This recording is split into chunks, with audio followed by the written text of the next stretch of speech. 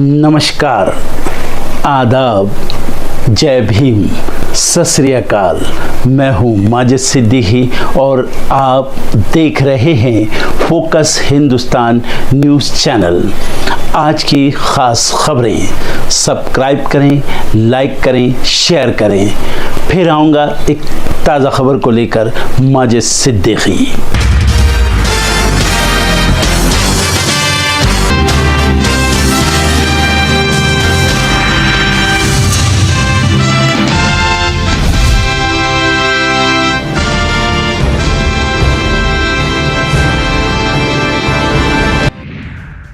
संसद में आज भी हंगामे के आसार। अडानी के मुद्दे पर लगातार घिर रहा विपक्ष, सदन के अंदर होगा हल्ला बोल।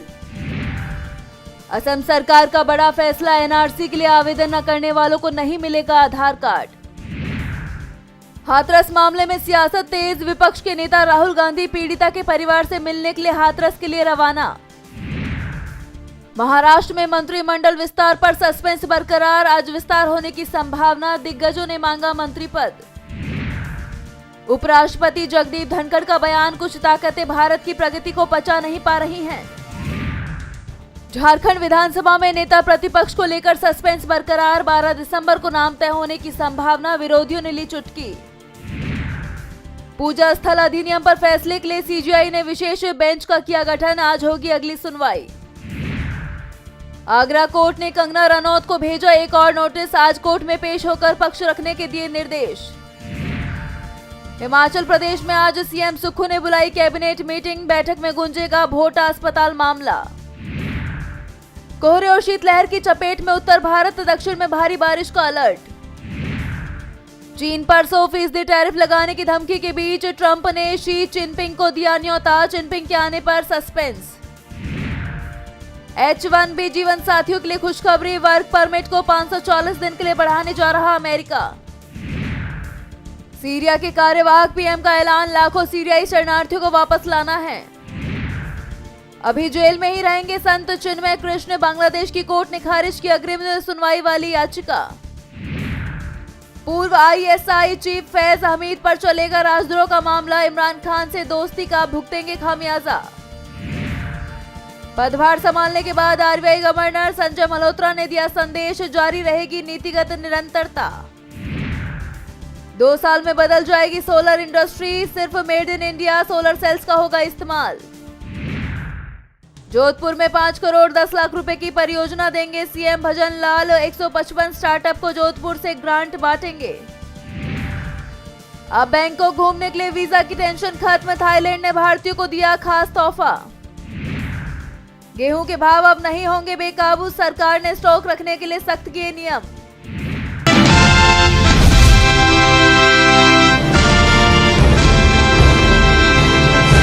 कुर्ला इलाके में सोमवार शाम बेस्ट बस का एक्सीडेंट हो गया था। इस हादसे ने पूरी मुंबई को हिलाकर रख दिया था। तकरीबन 7 लोग इस हादसे में मौत के घाट उतर गए थे, जबकि 48 लोग गंभीर रूप से घायल हुए। और इस दुर्घटना ने बेस्ट प्रशासन पर कई सवालियात निशान खड़े कर दिए हैं। ऐसे में एमएनएस ने एक वीडियो शेयर किया है, जिसमें साफ दिख रहा है कि बेस्ट बस के कर्मचारी कितने गंभीर हैं। मुंबई के अंधेरी वेस्ट के ओशिवारा इलाके का एक वीडियो सोशल मीडिया पर तेजी से वायरल हो रहा है, जिसमें एक best bus driver wine shop पर बस रोकता है और शराब खरीदता है। एमएनएस वर्सोवा विधानसभा डिवीजन के अध्यक्ष संदेश देसाई ने एक बेस्ट बस ड्राइवर का वाइन शॉप से शराब खरीदते हुए एक वीडियो साझा किया है। बेस्ट बस ड्राइवर ने बस रोकी और शराब खरीदने के लिए वाइन शॉप में चला गया। वहां से वह शराब खरीदकर लौटकर वापस ड्राइवर की सीट पर आ बैठा। हो साहेब, पहिलाच एवढं प्रकरण झालंय, तुम्ही दारू परत घेऊन चाललाय इच्छेवरती, चांगलं वाटतं का? हा हो, अहो आता तुम्ही एवढं प्रकरण झालंय कुर्ल्याचं, मग तुम्ही दारू परत तुम्ही पियाले वाटतं? अहो मी आता घेऊन, अहो पियाले तुम्ही, गणपती शपथ. अहो काय गणपती शपथ बोलताय? अहो आज घ्या, तुमचा चेहरा बघा, आता दारू घेऊन आले तुम्ही. चला मेडिकल करा तुमची, चला एक गाडीचा नंबर घे रे, चला या खाली या. हो दरवाजा बंद करू नका, चला नाही तर पोलीस स्टेशनला घेऊन जातो तुम्हाला. आता चला तुम्हाला तो चालायची शुद्ध नाही, काय करताय? चला गाडीचा नंबर घे. गेला पण इथे खाली आताच माहित होतं बस मध्ये आपलं काय झालं. नका उतरवा माझ्या हा? काय तो उतरून तुमची स्वतः बस इथं थांबवायची जागा आहे का? तो स्वतः उतरून गेला. बाप आहे का? मी साहेब त्यांना बोललो नका हा, उतरून. तुम्ही परत कसं काय केलंय? तो स्वतः उतरून गेला. कसं नाही, तुम्ही दारू प्यायला की नाही तुमचं कधी तिकीट नाही काढलं की तुम्ही माणसांना शिव्या देतात, बरोबर? हो साहेब माणसांना तुम्ही शिव्या देतात. तो स्वतः गेला. मी हा? नाही त्याला हे केलं. अहो पण बस थांबवायची जागा ही. मी त्याला बोललो तुम्ही नको आता जाऊ. दारू आणायला गेले वाईन शॉप मधून व्हिडिओ काढले आम्ही. परत शपथ माहिती आहे त्याचं काय. मी पाठवतो. अहो पण तुम्ही आता परमनंट कॉन्ट्रॅक्टर मध्येच आहे ना तुम्ही. मी हिशोब करत होतो त्याला मी बोललो कशाला थांबवते. तुम्ही गाडी थांबवली का? आता तुम्हाला कालचं कुर्ल्याचं प्रकरण माहिती आहे. मी स्वतः होतो तिकडे. बरं माझा त्याच्यात काय माहिती माझा हिशोब करत होतो. अहो पण तुम्ही सांगायला पाहिजे ना. तुम्ही मानताय, तुम्हाला काय लोकांचा जीव वाचवायचा आहे, तुम्ही असं करताय. दारू पितोय तो माणूस, दारू पियाला सांगत नाही. मला माहिती मी त्याला बोलतो. अहो त्याला चालायची शुद्ध आहे का बघा. तुमची शपथ आहे काय शुद्ध? आमची शपथ नका खाऊ तुम्ही. गाडीचा नंबर घे रे. मेडिकल करतो ना, जो बोलतो ना चल मेडिकल करतो, लाव पोलिसांना फोन लावून. जर लाव रे हे कर. जर आम्ही लाव जर 100 ला फोन लाव. नाही नाही तुम्हाला आता घेऊन जातो. अहो साहेब तुमच्यामुळे किती माणसं मेली आहेत. खास बात यह है कि ये देखा जाता है कि उस बस में यात्री बैठे हैं या नहीं। क्या बेस्ट प्रशासन का बेस्ट बस चालकों पर नियंत्रण है? ये सवाल मनसे ने उठाया है। इसके साथ ही मनसे ने यह भी पूछा है कि जो बस ड्राइवर वाइन शॉप पर बेस्ट बस रोककर शराब खरीदता है उसके खिलाफ क्या कार्रवाई की जाएगी। नासिर अहमद शेख की रिपोर्ट, फोकस हिंदुस्तान के लिए।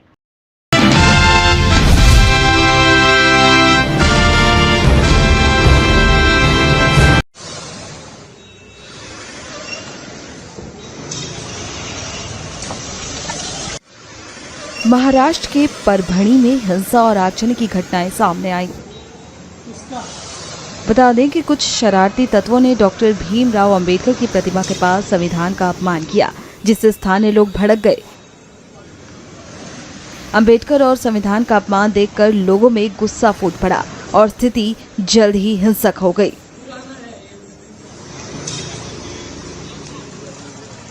इस दौरान इलाके में पत्थरबाजी और तोड़फोड़ की घटनाएं भी हुई। हिरासत में लिया गया है। हालात अभी शांतिपूर्ण है। दोपहर में यहाँ पर जो लोग इकट्ठा हुए थे उनको जिलाधिकारी महोदय को एक निवेदन देना था, इसीलिए कुछ लोग इकट्ठा हुए थे। तो जो लोग इकट्ठा हो रहे थे निवेदन देने के लिए, तो उन्होंने यहाँ पर कुछ व्हीकल्स, कुछ सीसीटीवी कैमरास, कुछ दुकानों के बोर्ड इनको डैमेज किया।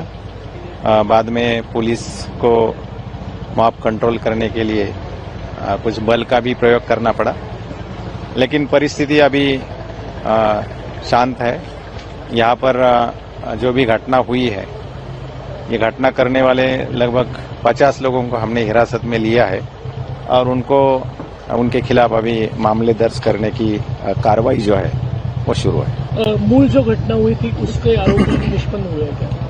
इस घटना ये जो घटना है ये जिस कारण से शुरू हुई थी, इसका जो आरोपी था उसको भी अरेस्ट किया गया है, उसके खिलाफ भी मामला दर्ज है। फिलहाल उसको भी मॉब ने पीटा था तो उसका इलाज अभी अस्पताल में चल रहा है। सर शांति की अपील क्या करेंगे लोगों से? लोगों से मेरा अनुरोध है कि यहाँ पर ये शहर की शांति बनाए रखे। बाकी लोगों से भी मेरा अनुरोध रहेगा कि जो घटना हुई थी वो एक ल्यूनेटिक पर्सन है, उसका इलाज भी चल रहा है, तो उसकी दिमागी हालत अच्छी नहीं थी। इसके कागजात भी इन्वेस्टिगेशन में हमको मिले हैं। तो इस घटना को और ज़्यादा महत्व ना देते हुए सब लोगों से मैं अपील करता हूँ कि वो शांति बनाए रखें।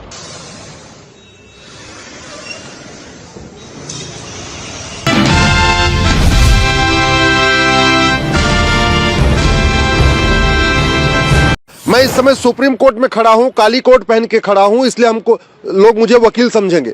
मैं हॉस्पिटल में जाके व्हाइट कोट पहन लूं तो मैं डॉक्टर जैसा दिखूंगा। मैं थाने में जाके अगर खाकी वर्दी पहन लूंगा तो मैं इंस्पेक्टर जैसा दिखूंगा। तो ये जो मैं दिख रहा हूं ये बाहर की आइडेंटिटी है। एक्चुअल में मेरा कैरेक्टर क्या है ये तो सर्वे करने से ही पता चलेगा। ये मामला हिंदू मुस्लिम का नहीं है, ये मामला भारत की संप्रभुता और विदेशी आक्रांताओं के बीच में है।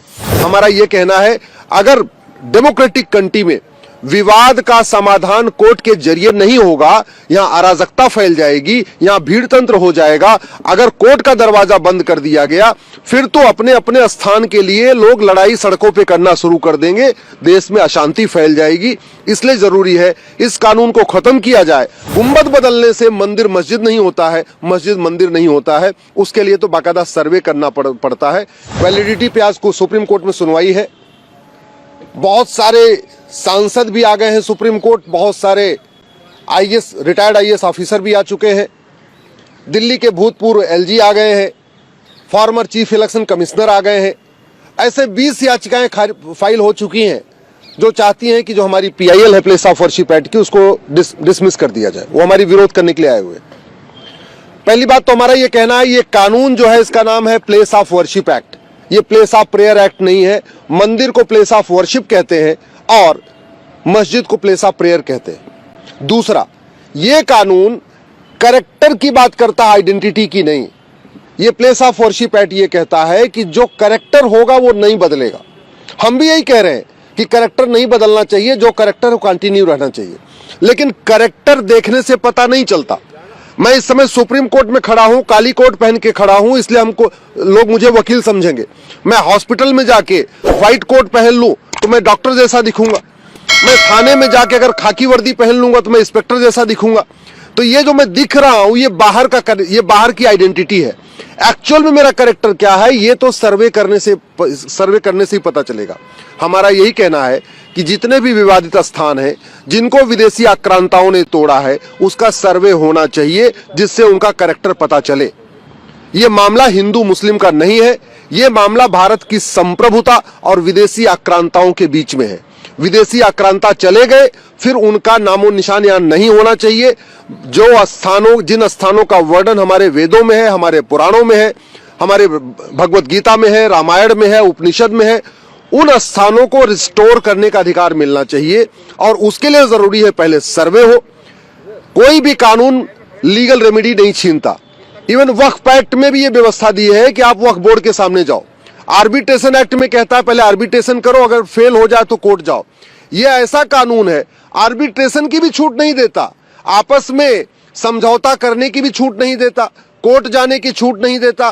कोई अलग से वक्फ बोर्ड या वक्फ ट्रिब्यूनल जैसा कोई बोर्ड नहीं बनाया कि जहां वहां जाके हम अपनी बात कह सके। तो ये कानून पूरी तरीके से राइट टू जस्टिस को रोकता है, इसलिए हमने कोर्ट में चैलेंज किया हुआ है। हमारा यह कहना है, अगर डेमोक्रेटिक कंट्री में विवाद का समाधान कोर्ट के जरिए नहीं होगा, यहां अराजकता फैल जाएगी, यहां भीड़ तंत्र हो जाएगा। अगर कोर्ट का दरवाजा बंद कर दिया गया फिर तो अपने अपने स्थान के लिए लोग लड़ाई सड़कों पे करना शुरू कर देंगे, देश में अशांति फैल जाएगी। इसलिए जरूरी है इस कानून को खत्म किया जाए और हिंदुओं को भी, जैन को, बौद्ध को, सिख को अपने अपने स्थानों के लिए कोर्ट की लड़ाई करने की परमिशन दिया जाए, वहां का सर्वे कराया जाए। आज की डेट में बहुत लेटेस्ट टेक्नोलॉजी आ चुकी है, राडार टेक्नोलॉजी है, जीपीएस टेक्नोलॉजी है, कार्बन डेटिंग टेक्नोलॉजी है, ऐसे बहुत सारी टेक्नोलॉजी है जहां 1 हफ्ते के अंदर पता किया जा सकता है कि जो स्ट्रक्चर है उसका फाउंडेशन कब बना, उसकी दीवार कब बनी, उसका गुंबद कब बना। फाउंडेशन, गुंबद बदलने से मंदिर मस्जिद नहीं होता है, मस्जिद मंदिर नहीं होता है। उसके लिए तो बाकायदा सर्वे करना पड़ता है। इसलिए हमारा ये कहना है ये कानून खत्म होना चाहिए और सभी हिंदुओं को अपने पौराणिक स्थलों को रिस्टोर करने के लिए कोर्ट का दरवाजा खुलना चाहिए।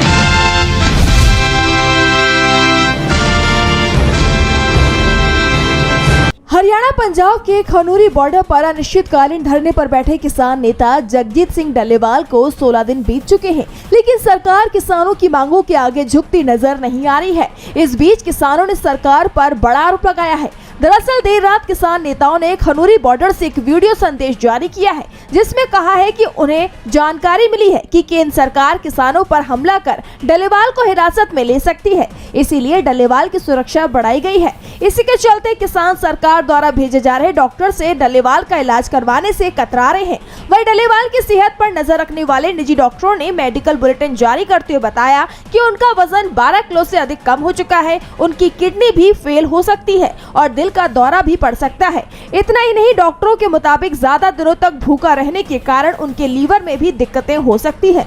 बता दें कि इससे एक दिन पहले किसानों ने आरोप लगाया था कि मोदी सरकार उनके सोशल मीडिया अकाउंट पर पाबंदी लगा रही है, क्योंकि इससे एक दिन पहले ही हमने लोगों से कहा था कि वह किसानों के समर्थन में सोशल मीडिया पर पोस्ट शेयर करें।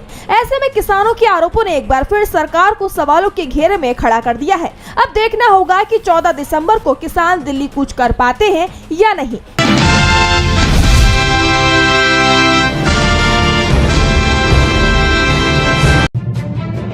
अतुल सुभाष सुसाइड केस के बाद घरेलू हिंसा और दहेज प्रताड़ना कानून के कथित दुरुपयोग को लेकर बहस छिड़ गई है।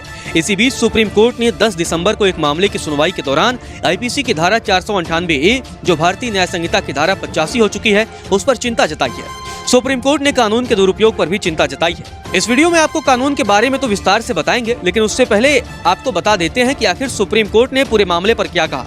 सुप्रीम कोर्ट ने धारा 498A कानून के बारे में कहा कि भारतीय दंड संहिता यानी आईपीसी में धारा 498A को शामिल किए जाने का उद्देश्य महिलाओं पर उसके पति और उसके परिजनों द्वारा की जाने वाली क्रूरता को रोकना है, ताकि राज्य द्वारा त्वरित हस्तक्षेप सुनिश्चित किया जा सके।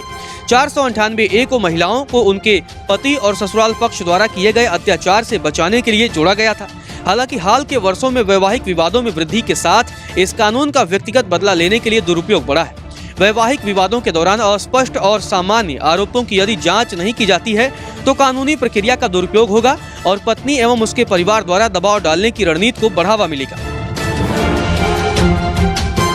सुप्रीम कोर्ट ने आगे धारा 498A के बारे में कहा कि हम एक पल के लिए यह भी नहीं कह रहे हैं कि आईपीसी की धारा 498A के तहत क्रूरता झेलने वाली किसी भी महिला को चुप रहना चाहिए और शिकायत करने या कोई आपराधिक कार्यवाही शुरू करने से खुद को रोकना चाहिए। हमारा सिर्फ यह कहना है कि इस तरह के मामलों को बढ़ावा नहीं दिया जाना चाहिए। धारा 498A को शामिल करने का उद्देश्य मुख्य रूप से दहेज के रूप में किसी संपत्ति या मूल्यवान प्रतिभूतियों की अवैध मांग के कारण ससुराल में क्रूरता का शिकार होने वाली महिलाओं की सुरक्षा करना है। गौरतलब है, भारतीय न्याय संहिता 2023 यानी कि BNS के धारा 85 और 86 को आईपीसी की पुरानी धारा 498A और उसके स्पष्टीकरण के रूप में शामिल किया गया है। भारतीय न्याय संहिता की धारा 86 में क्रूरता की परिभाषा को विस्तारित किया गया है, जिसमें ऐसे आचरण को शामिल किया गया है जो संभावित रूप से किसी महिला को आत्महत्या की ओर ले जा सकता है या गंभीर चोट पहुंचा सकता है। धारा 85 में ऐसी क्रूरता करने वालों के लिए सजा की रूपरेखा दी गई है, जिसमें 3 साल तक की कैद और जुर्माना लगाना शामिल है। भारतीय दंड संहिता यानी आईपीसी की धारा 498A का उद्देश्य महिलाओं को उनके ससुराल में होने वाले अत्याचार और दहेज उत्पीड़न से सुरक्षा प्रदान करता है। आपको बता दें कि धारा 498A के तहत यदि किसी महिला को उसके पति या ससुराल पक्ष के लोगों द्वारा किसी भी प्रकार या मानसिक या शारीरिक उत्पीड़न सहना पड़ता है तो यह अपराध की श्रेणी में आता है। पति या ससुराल पक्ष के लोग किसी महिला को इस हद तक परेशान करें कि वह आत्महत्या करने की कोशिश करे, महिला को गंभीर चोट या मानसिक तनाव पहुंचे, दहेज के लिए महिला का उत्पीड़न किया जाए, ये सारी चीजें धारा 498A के तहत आती हैं। वहीं दोषी पाए जाने पर 3 साल की कैद और जुर्माने का प्रावधान है। इस धारा के तहत पुलिस बिना वारंट की गिरफ्तारी कर सकती है। इसके साथ ही इसमें समझौते की अनुमति नहीं है। इस धारा के तहत महिला स्वयं या उसके परिवार के सदस्य शिकायत दर्ज करवा सकते हैं। धारा 498A को 1983 में इसलिए जोड़ा गया ताकि महिलाओं के खिलाफ होने वाले दहेज उत्पीड़न और अन्य प्रकार के घरेलू हिंसा के मामलों में न्याय सुनिश्चित किया जा सके। हालांकि यह धारा महिलाओं की सुरक्षा का एक मजबूत माध्यम है, लेकिन कई बार इसके दुरुपयोग के मामले भी सामने आए। सुप्रीम कोर्ट ने भी इस पर निर्देश दिया है कि जांच और गिरफ्तारी के दौरान अतिरिक्त सतर्कता बरती जाए।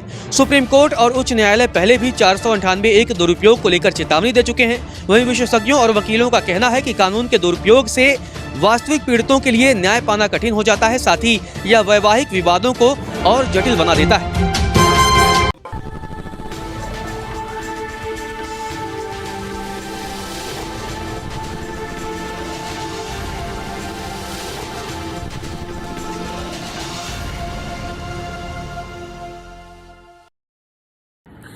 दोस्तों आज मैं आपको बताने वाला हूं कि अगर आपकी बॉडी में मैग्नीशियम की डेफिशिएंसी हो जाए तो आपको क्या क्या प्रॉब्लम हो सकती है। सबसे पहले इंसोमेनिया, नींद ना आना, स्लीपिंग डिसऑर्डर, इंसान सारी रात करवटें बदलता है, नींद नहीं आती, स्ट्रेस लेवल, एंजाइटी बढ़ जाती है इससे, क्योंकि कोर्टिसोल हार्मोन को रोकने में मदद करता है। और अगर आपकी बॉडी में मैग्नीशियम नहीं है तो कोर्टिसोल बढ़ जाता है, जिसकी वजह से स्ट्रेस और एंजाइटी हो जाती है।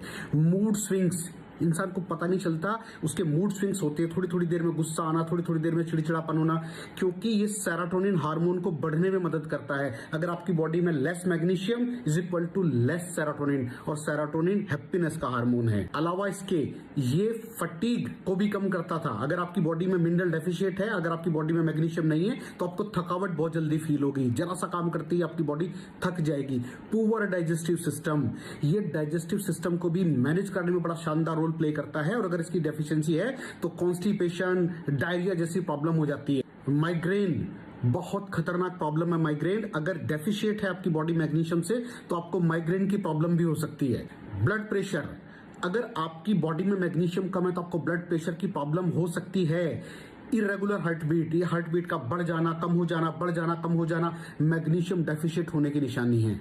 ऑस्टियोपोरोसिस, बोन हेल्थ वीक हो जाती है, क्योंकि आपकी बॉडी का 60% जो मैग्नीशियम है वो आपकी बोन्स के अंदर होता है। अगर आप बाहर से मैग्नीशियम नहीं ले रहे हैं तो आपकी बॉडी जो है वो हड्डियों में से लेना शुरू कर देती है, जिसकी वजह से ऑस्टियोपोरोसिस की प्रॉब्लम भी हो सकती है, आपकी हड्डियां कमजोर हो जाती हैं। और मसल क्रैम्पिंग, मसल क्रैम्प, नस पे नस का चढ़ जाना, मसल्स पे अकड़ जाना, बिल्कुल चलना मुश्किल हो जाता है। तो मसल क्रैम्पिंग भी तभी होती है जब आपकी बॉडी में मैग्नीशियम की डेफिशिएंसी हो। और दोस्त, हमारे यहाँ 90% से ज्यादा लोग मैग्नीशियम डेफिशिएंसी के शिकार हैं। कहां से मिलेगा मैग्नीशियम, कितनी मात्रा में लें, किस क्वालिटी का लें? तो उसका जवाब है वेस्टीज प्राइम CMD। इसके अंदर आपको भरपूर मात्रा में मैग्नीशियम मिलेगा, आपकी सारी प्रॉब्लम सॉल्व हो जाएगी। Thank you so much.